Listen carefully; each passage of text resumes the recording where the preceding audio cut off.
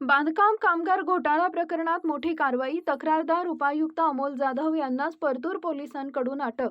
1,79,00,000चा मुद्देमाल जप्त. फिर्यादीच निघाला मुख्य आरोपी. आमदार बबनराव लोणीकर यांनी केला होता 100 ट्रक साहित्य विकल्याचा गंभीर आरोप. जालना जिल्ह्यातील बांधकाम कामगारांच्या संसारोपयोगी साहित्यांमध्ये कोट्यवधी रुपयांचा गैरव्यवहार केल्याप्रकरणी परतूर पोलिसांनी मोठी कारवाई करत तत्कालीन जिल्हा बांधकाम कामगार अधिकारी तथा सध्याचे उपायुक्त अमोल जाधव यांना अटक केली आहे. विशेष म्हणजे ज्या अधिकाऱ्यानं स्वतः पोलिसात या गैरव्यवहाराची फिर्याद दिली होती, पोलिसांच्या तपासादरम्यान तोच मुख्य आरोपी निष्पन्न झाल्यानं प्रशासकीय वर्तुळात मोठी खळबळ उडाली आहे. बांधकाम कामगारांना वाटप करण्यासाठी आलेले संसारोपयोगी वस्तूचे संच पात्र लाभार्थ्यांपर्यंत न पोहोचता ते परस्पर खासगी व्यक्तींना विकून कोट्यवधींचा घोटाळा करण्यात आला होता. भाजप आमदार बबनराव लोणीकर यांनी या प्रकरणी आक्रमक भूमिका घेत जवळपास 100 ट्रक भरून साहित्य विकल्याचा खळबळजनक आरोप केला होता. यासंबंधी त्यांनी थेट संबंधित मंत्र्यांकडे ही तक्रार दाखल केली होती. या प्रकरणावर पडदा टाकण्यासाठी व स्वतःचा बचाव करण्यासाठी अमोल जाधव यांनी काही दिवसांपूर्वी परतूर पोलीस ठाण्यात गैरव्यवहार झाल्याची फिर्याद दिली होती. मात्र पोलिसांनी तपासाची चक्र वेगानं फिरवत तांत्रिक आणि प्रत्यक्ष पुरावे गोळा केले. तपासात फिर्यादी अमोल जाधव यांचाच या संपूर्ण घोटाळ्यात मुख्य सहभाग असल्याचं उघडकीस आल्यानंतर पोलिसांनी त्यांना बेड्या ठोकल्या.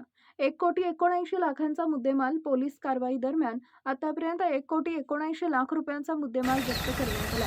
या घोटाळ्यात आणखी कोण सामील आहे आणि हे साहित्य कुणाकुणाला विकण्यात आले याचा सखोल तपास परतूर पोलीस करीत आहेत. याची बुलंद आवाज न्यूज नेटवर्क 24 संपादक अफरोज. सर, मला सांगा की बांधकाम कामगार साहित्यामध्ये मोठ्या घोटाळ्या प्रकरणी जे कामगार अधिकारी आहेत त्यांना तुम्ही अटक केली आहे. काय नेमक्या स्वरूपाचा गुन्हा दाखल होता आणि काय कारवाई पोलिसांनी कुठून केली?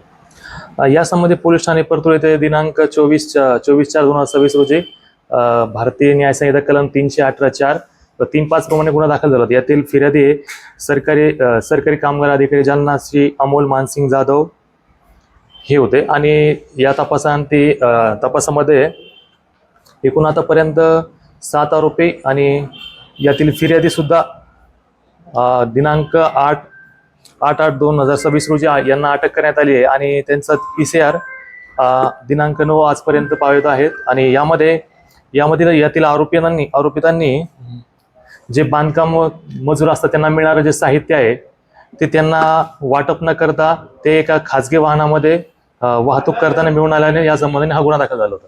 सर, आतापर्यंत किती मुद्देमाल, किती लाखाचा मुद्देमाल जप्त करण्यात आलेला आहे? आरोपीला अटक करण्यात आली.